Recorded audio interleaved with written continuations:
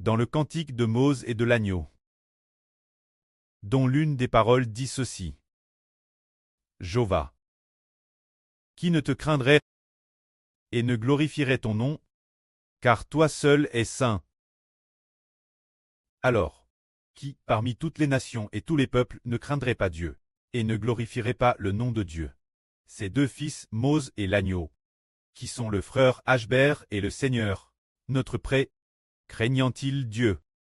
La Bible prophétise que l'esprit qui est dans le frère Aber et l'esprit qui est dans le Seigneur Jésus-Christ ont en eux un esprit de profonde crainte de Jéhovah.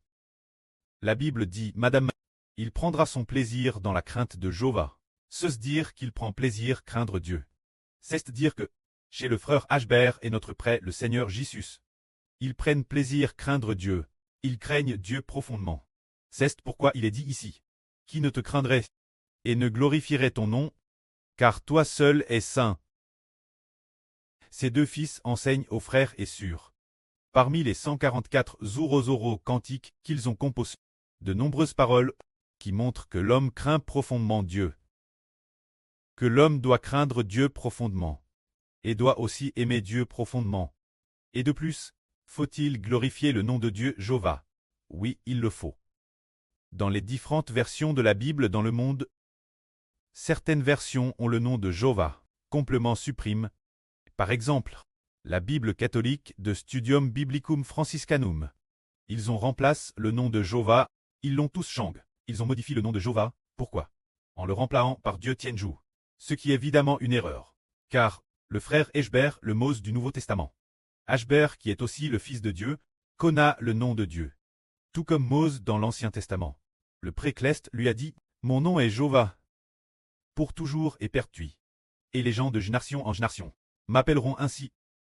Et le précleste l'a dit de sa propre bouche plus de 10 fois, en disant Ashbert. Jéhovah Dieu est ton preux. Quand notre prêt, le Seigneur Jésus, il vient l'origine du ciel, il sait quel est le nom du précleste. Ainsi, ces deux fils savent tous les deux que, dans toutes les circonstances, il faut glorifier le nom de Dieu. La Bible, traduite par le frère Ashbert, contient le nom de Jéhovah dans l'Ancien et le Nouveau Testament. Partout où se trouve le nom du précleste, aucun endroit n'a omis. Dans les cantiques que nous avons composés, les 144 Zorozoro cantiques, le nom du précleste Jéhovah doit apparaître, le nom du précleste Jéhovah y apparaît. Dans environ 40 ou 50 000 endroits, il y a le nom du précleste Jéhovah. Dans la Bible, traduite par le frère Ashbert, il y a plus de 7 orororo endroits. Où figure le nom du précleste Jéhovah? Pourquoi y a-t-il autant d'endroits qui contiennent le nom de Dieu? C'est précisément pour cela. Pour que le Dieu servi par tous ses enfants soit impérativement le Dieu nomme Jéhovah. Et non un Dieu portant un autre nom. Par exemple, le Dieu appelle Baal, qui n'est absolument pas notre Dieu. Ou celui appelle Astarte, qui ne sera pas non plus notre Dieu. Ou ce qu'on appelle aujourd'hui le Dieu Bouddha. Ou de toutes sortes de dieux, ne sont absolument pas notre Dieu.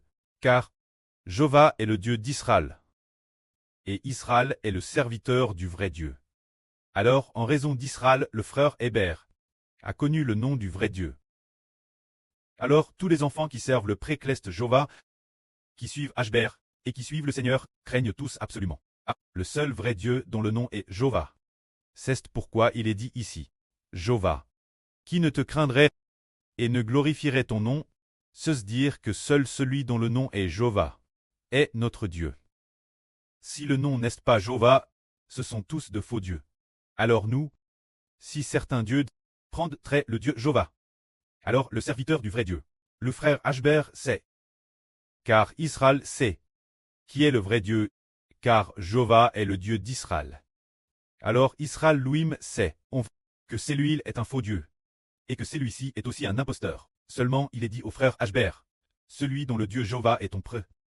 C'est celui qui a créé toutes choses, qui a créé l'univers et toutes choses et existe éternellement. Celui qui existera encore dans l'éternité future est le vrai Dieu. Et dans la bouche d'Israël, le nom du vrai Dieu doit être sanctifié. Dans la bouche de ses enfants, il doit aussi être sanctifié et glorifié. Que la gloire soit auprès et au Seigneur. Amen.